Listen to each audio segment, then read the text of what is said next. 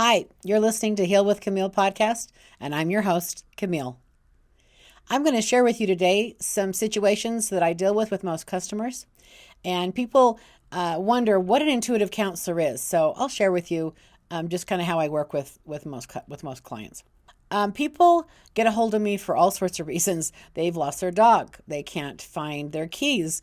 They've misplaced some jewelry. And, I'm not saying I'm the best at this, but I do tend to be able to help people locate things and let them know if they're going to find their dog or if they're going to, when they're going to have a job come in and things like this. And so people ask me some specific questions, and I can usually help them out. But what I love doing is when I work with people, I try to help them figure out what their triggers are about. So, for example, I have a married couple I've been doing some counseling with. There was an emotional affair that the female had with somebody, and the husband was really tore up about it. Of course, this is not easy to come back from. But he was looking for reasons to not trust her and almost setting her up to fail, I think, in a way to prevent more harm for himself. And so if he saw it coming, if he just didn't have to trust her ever again, then he can kind of recover from this, which is, kind of what we do is prevent. We want to never have that stuff happen again. So if we can see it coming, then we can stop it. But I also sense that there was an enormous amount of trauma from an earlier event from him in his childhood, which we kind of discovered today. So he's dealing with his wife and trying to work this stuff out. She's betrayed him, and she has a hard time owning it and saying she's sorry. And sometimes men, when you're angry and your wife knows you're angry at her, she doesn't want to just say yes, this, because you're going to get more mad. So she has that tendency to withhold and doesn't want to share too much because she doesn't want him to get more mad. So that's what she's doing. He takes it as, you don't want to tell me because you don't want to admit that you've hurt me. You can't believe that you've hurt me. You can't admit that. And that might be kind of true. She doesn't want to look like the bad guy or have him see her like this, which is what relationships have a hard time with, is how you see me matters, which is true. So, but what really started happening was he was seeing her as the villain. And I said, who in your past was the villain? Who really did hurt you? And he recalled a time very emotionally that his father flew into a rage at him, and he was in a dead sleep, woke up, and him and his brother were fighting, and this father just launched into him, yanked a bar off the wall, and beat him with that. So it was a very violent, unprovoked. I mean, Dad was asleep. He got woke up by the commotion, but he really did take something out on this kid. And my client was 11 at the time, and they didn't talk about it really for 15 years. Long time to sit with that kind of a trauma and unfairness and just feeling really upset about that. They never discussed it until 15 years later. And the father did apologize for attacking him like that. But for that to be simmering and just, you're walking on eggshells, or there's just a disconnect. I mean, you can imagine what that does inside of a relationship. Well, what do you think he's being reminded of right now? Because his, wife is not wanting to talk about it over and over and over. And they have talked about it. And they're going to do fine. They're going to recover from this. But she's not likely to bring it up. And she's on eggshells, doesn't want to bring it up. And he's reminded of his father, who didn't want to, he had pride. He didn't want to say sorry. He never apologized.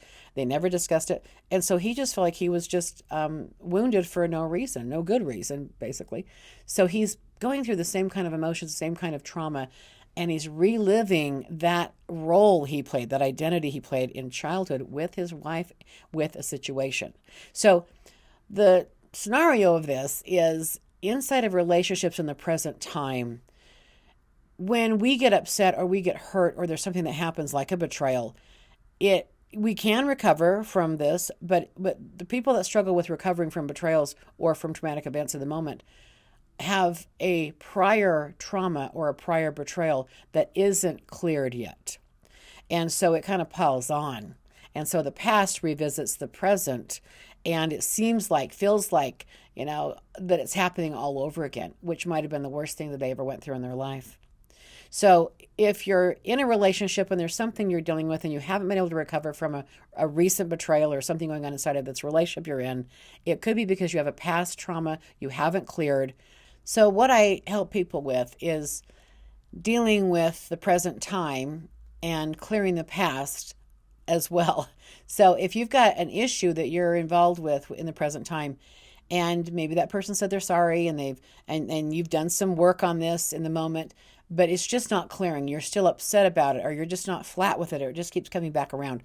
Or you have a pattern in your life that, maybe you keep picking men that cheat on you, or you pick women that lie to you, or you get hired and the same kind of situation happens at work with a boss overlooking you and they pick someone else. I help people locate their patterns and what they continue to struggle with. And usually, I would say it's almost always, there's some time in the past where that original matrix got created. So there's a wound, whether it was an older sibling, issue or a younger sibling issue. And usually sibling issues come out in the work arena, by the way. It's like coworkers become energies like siblings. Your boss or HR could represent a parent figure, right? An authority figure. And so if you've got past trauma in these dynamics, you're likely to recreate them, or there could be some situations that remind you of what happened to you in your childhood. So I like to help people tie those pieces together so they can actually live in the moment and not have the past keep creeping in and their pattern starts happening again. Another thing that I work with clients is reframing their past. So, for example, I was sharing earlier about a gentleman who's dealing with the betrayal of his wife, and he had kind of a betrayal of his father, and his father overreacted and violently beat him up and never apologized, just never condoned it, never apologized for 15 years. There was just like this big vacancy of communication. They just never talked about it. And I think the dad was mortified, frankly. I mean, if you're holding on to that for 15 years and you finally say after 15 years you're sorry about that, he never forgot about it. It was probably one of the worst moments in his life. But your 11-year-old doesn't know that. I mean, the 11-year-old just dealing with that in his own way, again, blaming himself or maybe hating you secretly, but that kind of stuff is really traumatic and it does damage. But if that kind of thing's going on and you just don't have communication with people and you don't know why they're operating the way they are, it makes you make up things, okay? You kind of make up things about yourself or about people. Maybe, and he thought his dad was just a jerk. He didn't trust his father, and they weren't close. I mean, it broke up some closeness in there.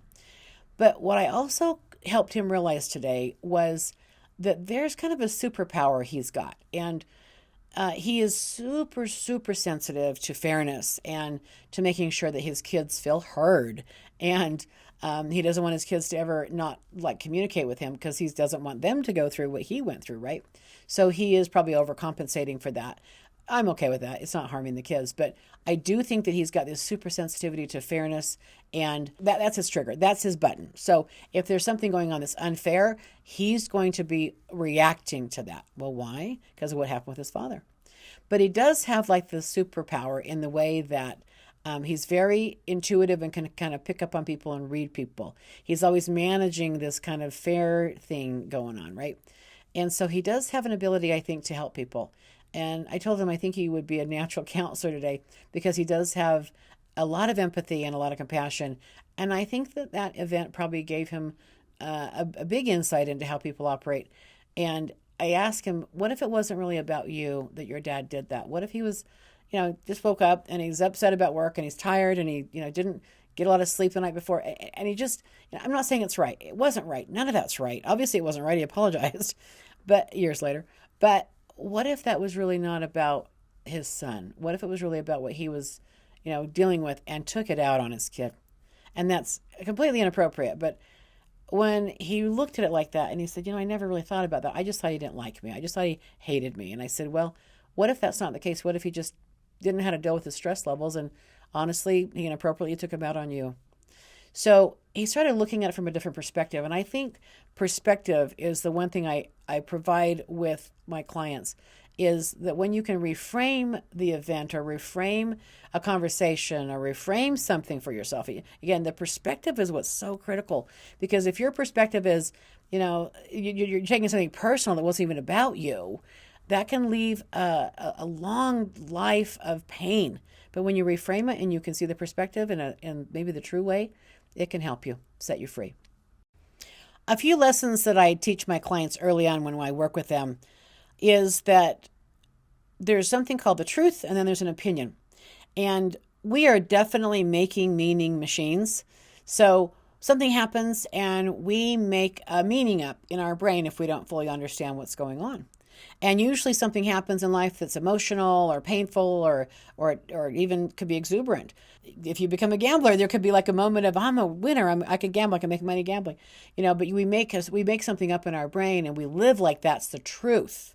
But in the dictionary, it says the definition of truth is actual occurrence, fact. Like if I, drop a pin, 1,000 times, that pin is going to fall because gravity is truth, right? So in our world, if you live life as is, you see it as it is, there's not a lot of emotional charge to that. And the truth doesn't have a lot of emotional charge to it, by the way. But when you live your life as an opinion, because there's a story around it, or there's an emotion around it, or there's a judgment around it, that is usually where the pain is when I'm dealing with people. So people have things happen when they're growing up and they made it mean something about them. It must be that they didn't like me. It must be that I'm not good enough. Parents get divorced when children are little, and it must be that daddy didn't love me. He left me. He didn't want to be around me. Or mommy got a new husband and she replaced me. I'm replaceable. These are unconscious decisions probably as an adult now, but back in the day, it's like an emotional decision that children make. And those decisions really are something that I watch adults prove to be true, right? So, there's something that happens, especially in the world of love. And people can only be loved as much as they love themselves. And so it's almost like they sabotage relationships, or they sabotage somebody loving them. They don't know if they deserve it, or they're almost testing love all the time, which is exhausting, by the way. If you're with someone that is, testing you, you don't really love me, you don't want me, you don't, or reassure me constantly. Nothing's wrong with some reassurance. Okay, that's okay. But if there's a constant testing or prove you love me, prove you want me, it's exhausting to people. And some people do that and they don't even know they're doing it. They're just doing it because they feel like they're going to be abandoned at any moment. And so they're almost looking for that in you. Like if you're there and you're committed, you're like, why would you even think that? How would you think that? Why would I be here? Why would I marry you? Why would I live with you? Why would you, doubt me?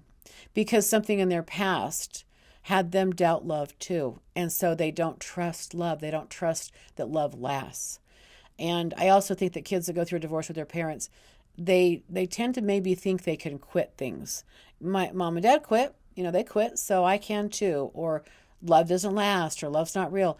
And you kind of make these, again, you have these opinions that stick in your brain, and then they come out in relationship troubles later down the line.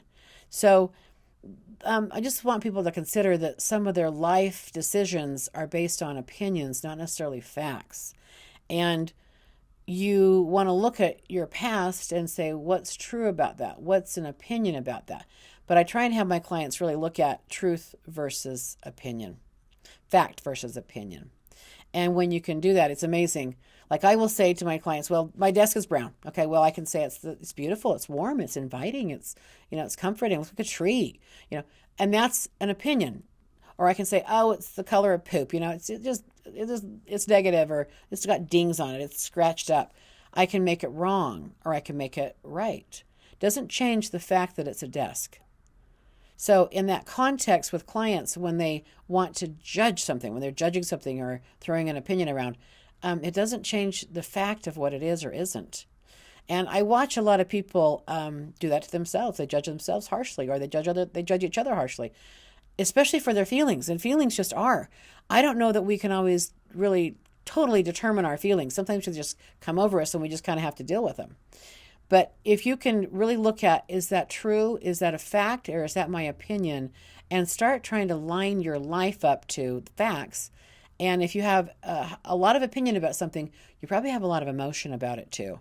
And if you have a lot of story about your past, and you have a lot of pain in your past and a lot of stories there, a lot of that might be an opinion. And maybe you could actually help yourself recover by just looking at, okay, what's the facts that happened? And I don't have to make it mean anything. Some other things I teach my clients are, there are 4 negative mental energies: upsets and disagreements, fear or trauma, quandaries, and guilt.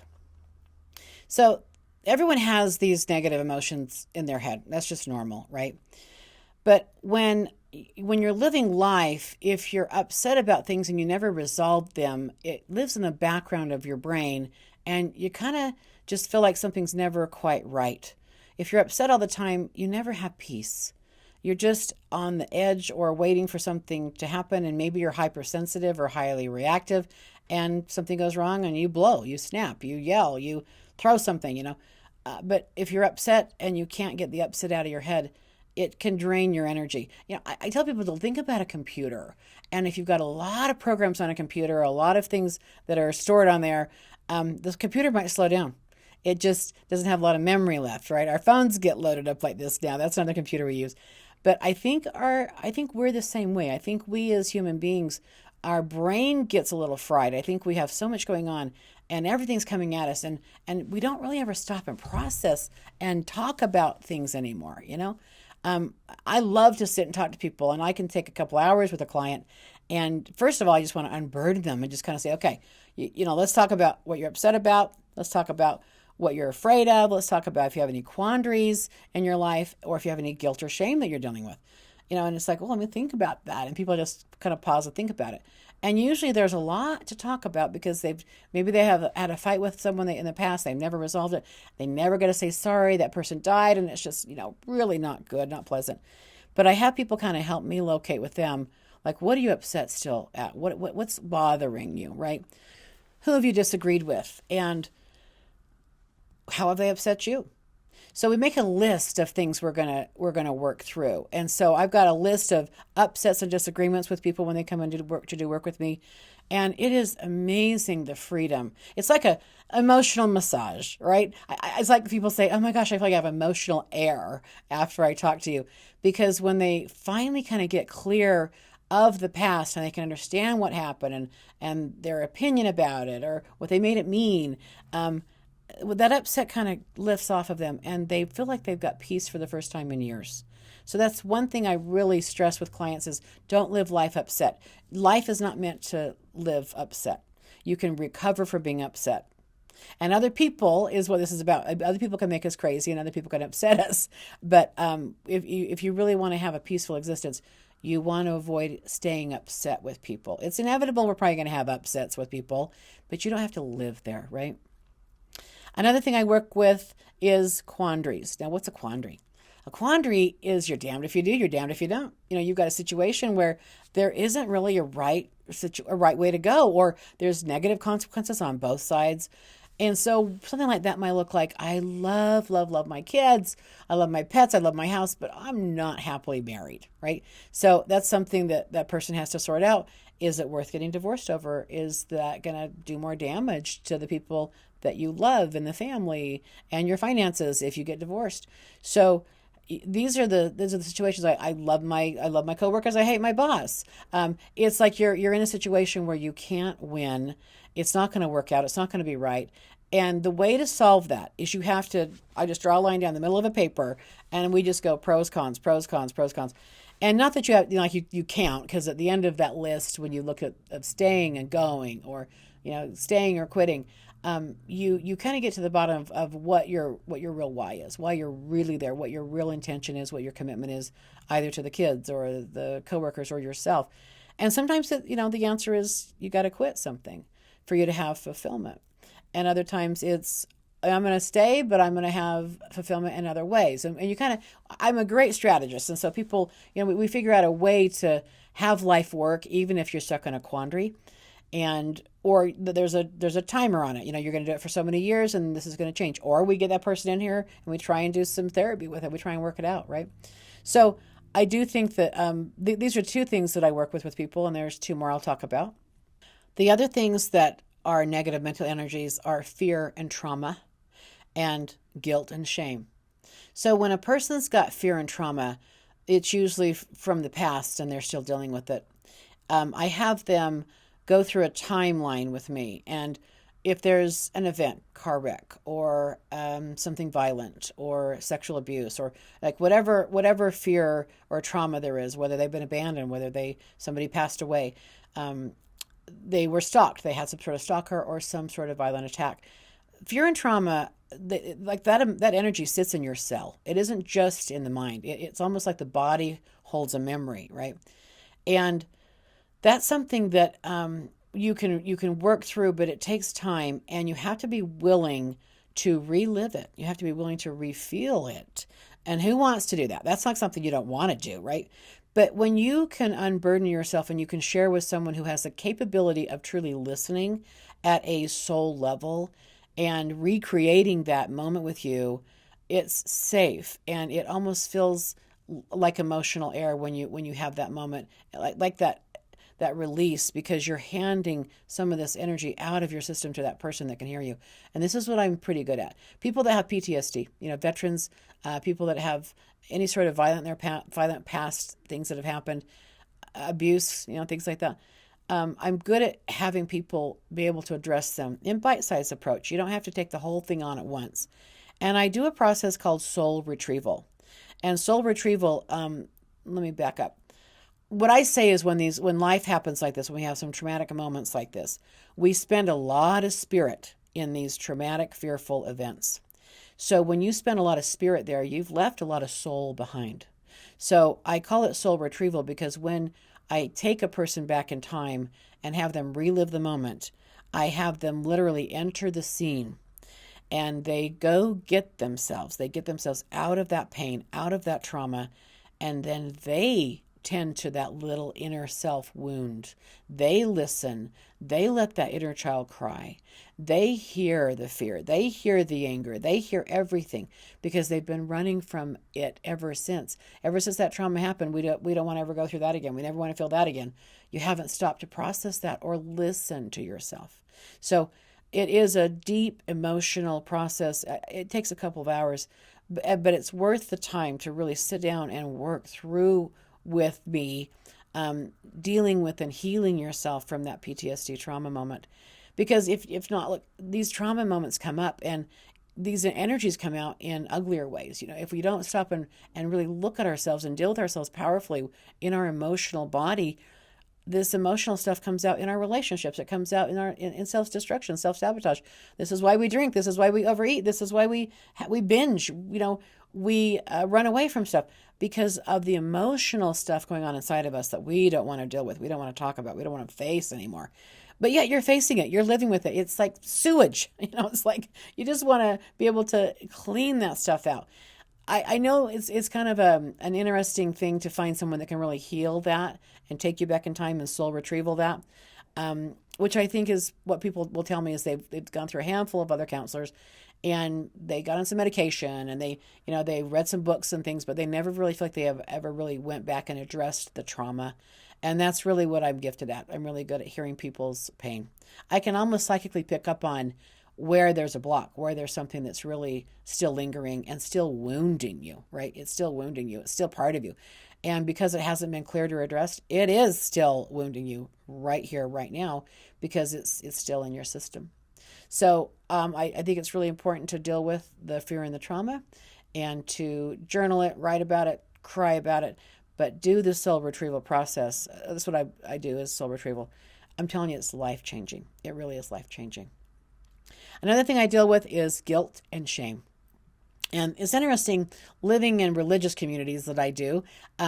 Guilt is supposed to be for something you actually do wrong, right? Like you harm someone or you do something that you shouldn't be doing, and so you feel guilty about that. Whether you stole something, whether you hit somebody, whether you hurt somebody, you feel guilty about that.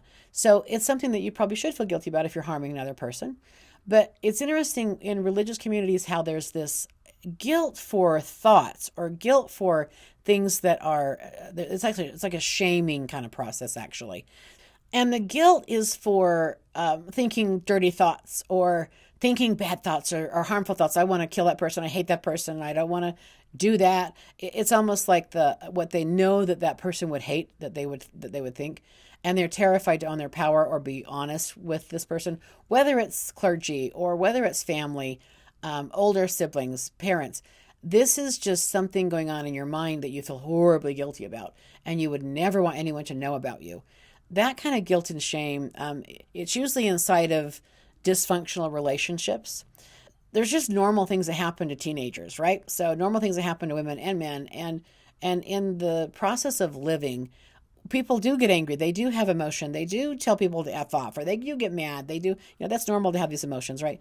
But if you end up feeling guilty and you just never let yourself have that self-expression, there's usually a suppressive component going on.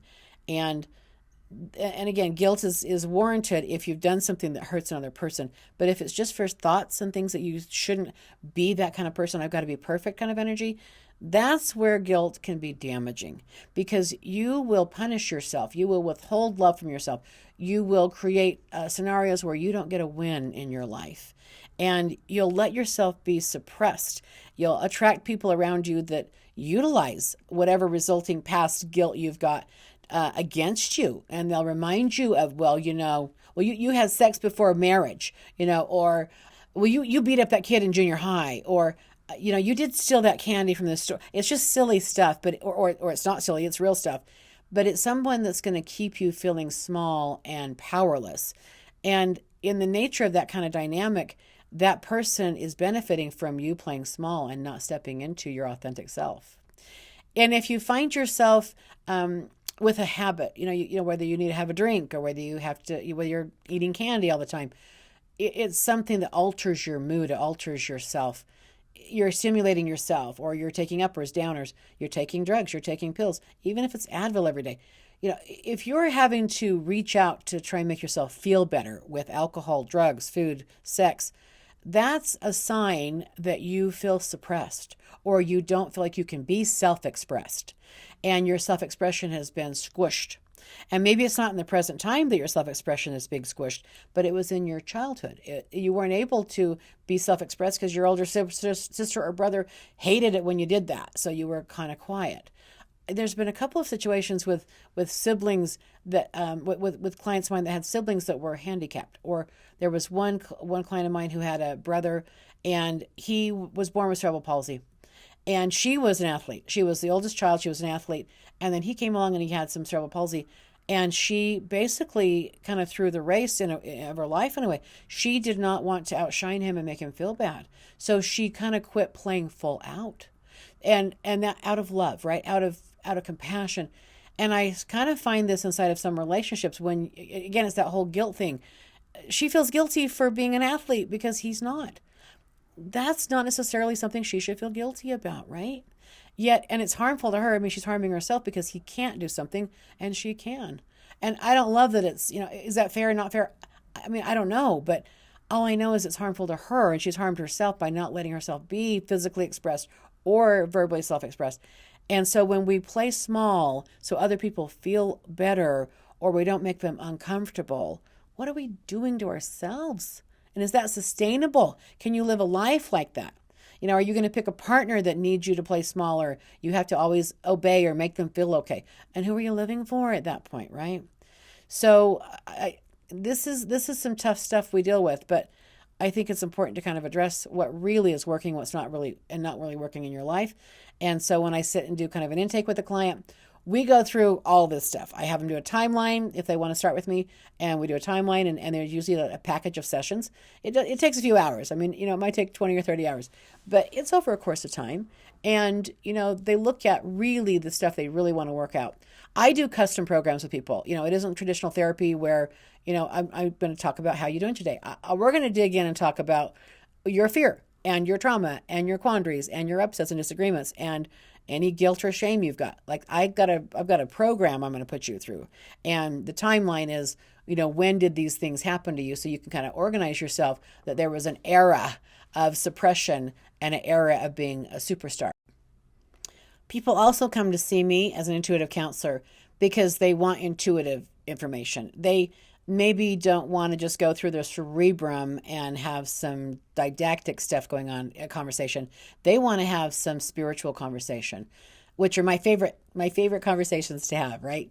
I think that when people are able to be free around someone like me, they actually get more psychic, more intuitive. They can have somebody validate, yeah, that seems like you're having an experience or a phenomenon, a spiritual phenomenon. People come to me, am I crazy? This happened, or I swear I had a dream and then this happened, or I know my mother was with me and she just passed away.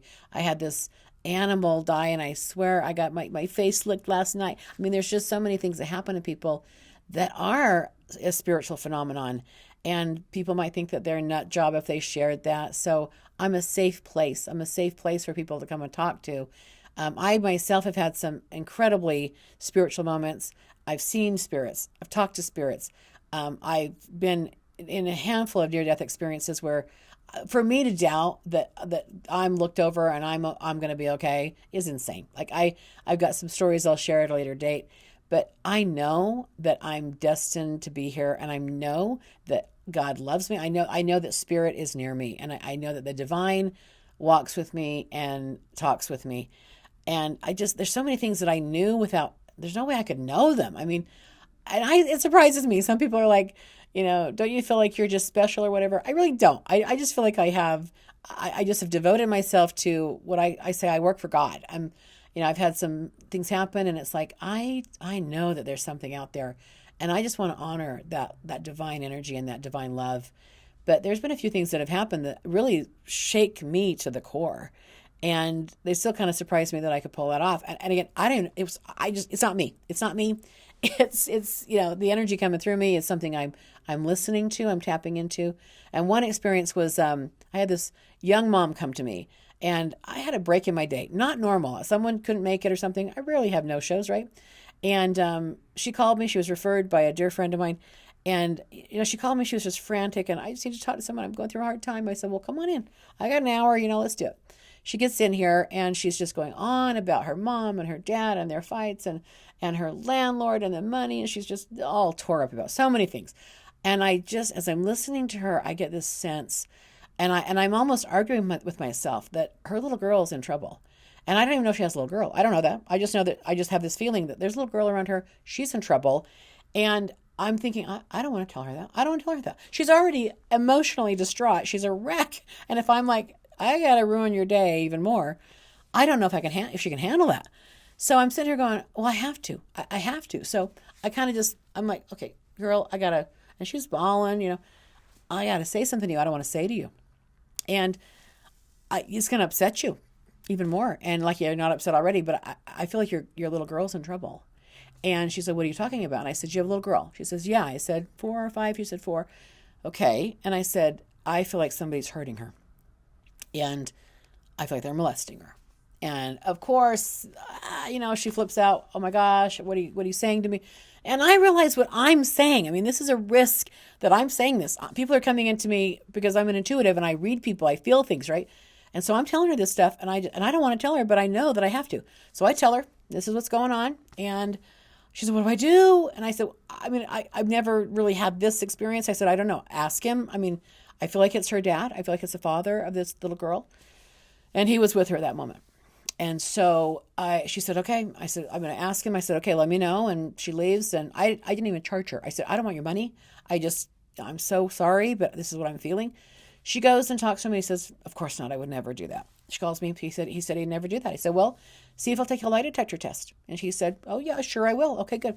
So that was, what I was thinking they were going to do. And within, I think it was 4 or 5 days later, she calls me hysterical. And she's just stepped out of her car, and her little girl's in the back seat, in her little car seat. And she says to Mama, Daddy, I don't want to go into details, but she basically told her mommy that Daddy had a problem that she had to help him with, and basically validated that he was molesting her.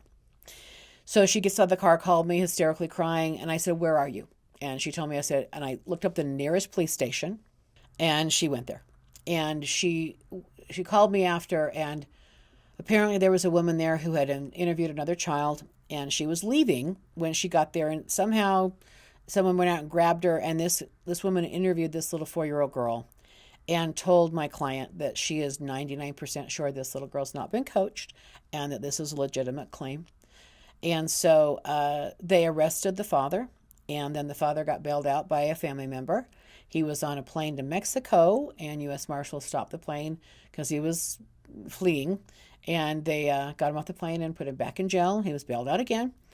This went on, the trial went on for a while, and his family just hated my client and blamed her, and that you're making this stuff up, and this isn't true, and why are you doing this to him? They didn't believe it, right? And of course, if you love someone, you don't want to believe this kind of thing about somebody. And it was virtually based on, a stranger. I'm a stranger's, intuition. Okay, so I think what started happening that they had to play the tape of this little girl, and her testimony was quite compelling. And then there's a sister that came into the trial, and she was the abuser's younger sister, and said that he had been abusing her for years. So that validated the claim of the 4-year-old.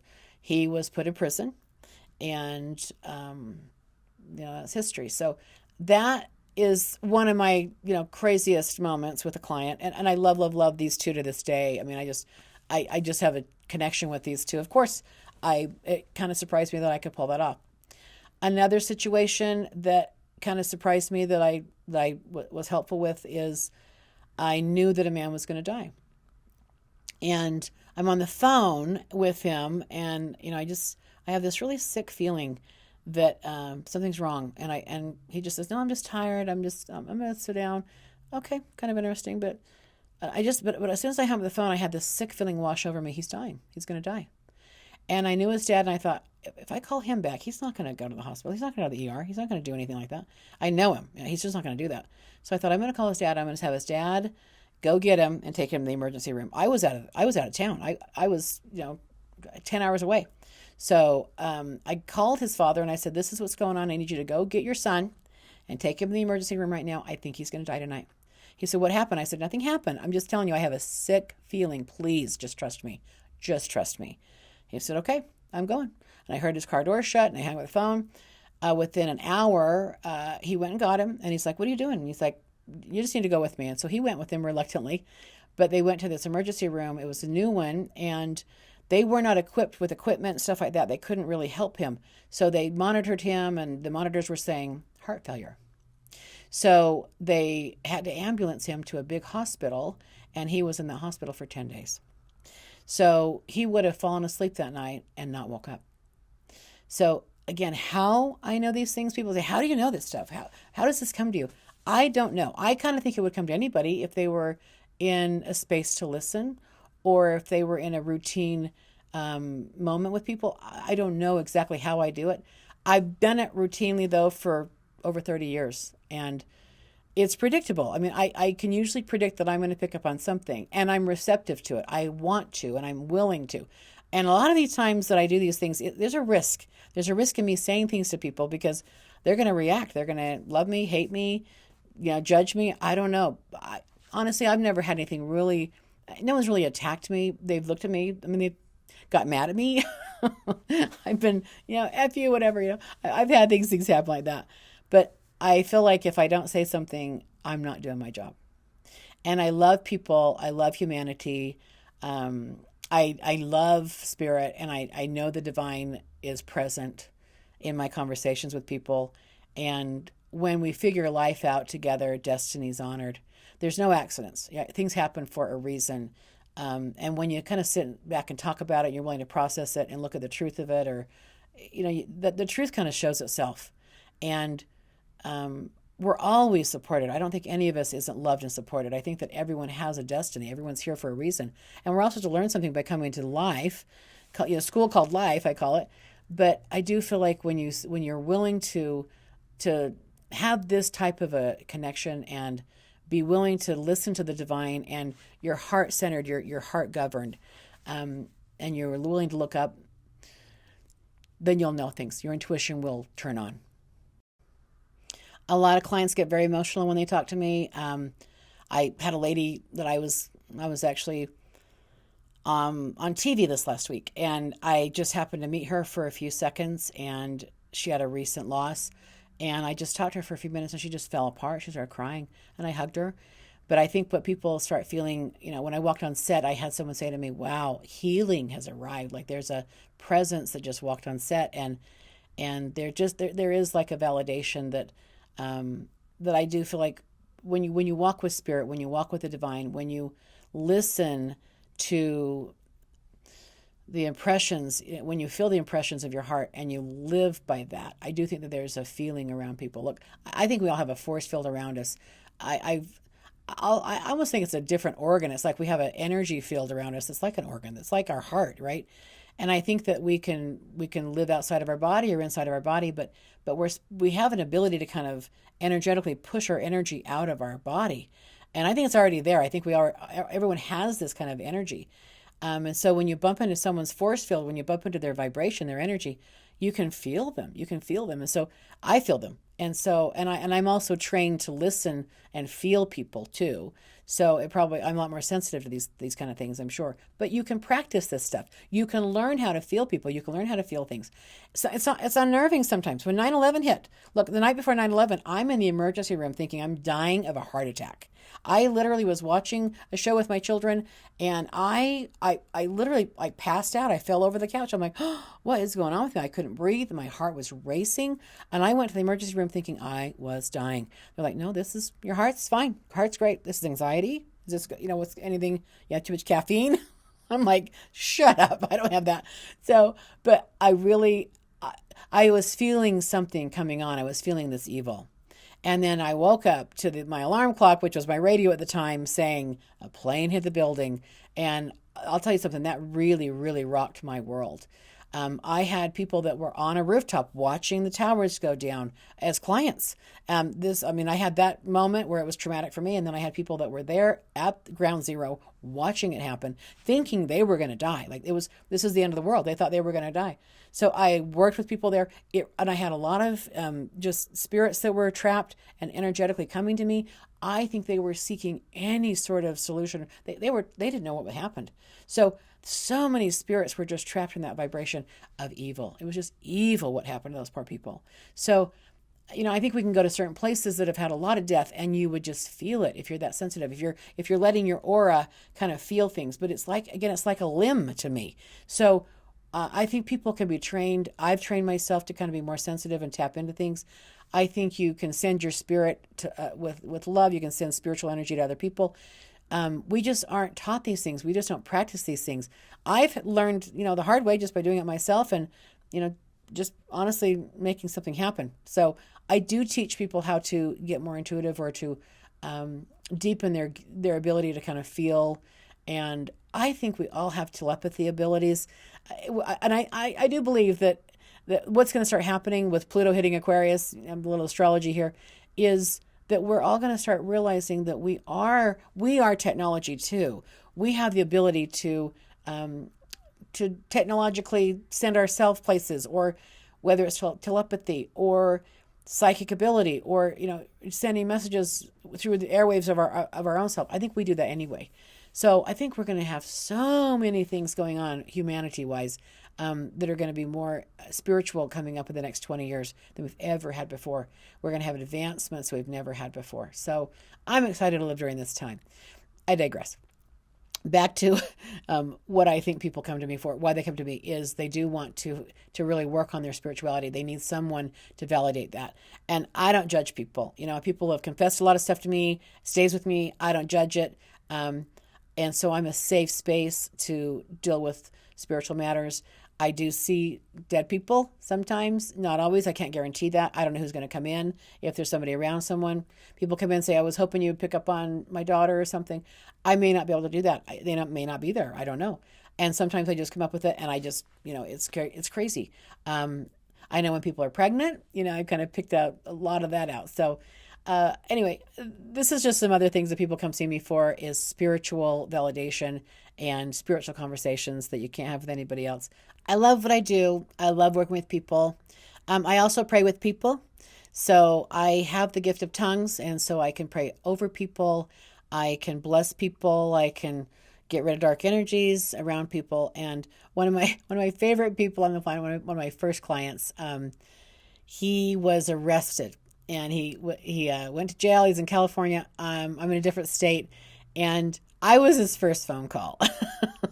So he called me and he said, look, I just need you to pray with me because I know your prayers work, and I just need you to pray and get me out of here. And we did. We prayed on the phone, and within a few hours he was released. He got out of there. It was kind of a misunderstanding, but People call me to pray with them and ask for blessings for their children or blessings for themselves. And so when people are having surgery, for example, or having some sort of procedure, I will put them in my prayer, and I do a routine prayer, and I just ask for angels and spirit to protect and watch over and guide the hand of the surgeon and to ensure protection and safety. I hold people's hands when they're in my office, and we say prayers together, whatever struggle they're going through. Sometimes people just need someone to connect with. They just need someone to care, and to listen, and to they can reach out to, and they can really, they're talking to a real human being that gives a crap. People are in a lot of pain. A lot of people carry a lot of pain with them for a long time, and I'll tell you my first marketing strategy, honestly, my mantra or whatever, my why starting my business long time ago was I just want to help people get out of pain. Like truly, that was my number one thing, is I just want to heal their pain. And that's honestly what I started my business doing. I didn't have a mission statement. That was it. I didn't have a business plan. I started out, just talking to people and giving them an intuitive reading, and I've done clearing and therapy for a long time as well. But people just want to know that they're okay, and their feelings and it's a different kind of feeling. It's not like an emotion.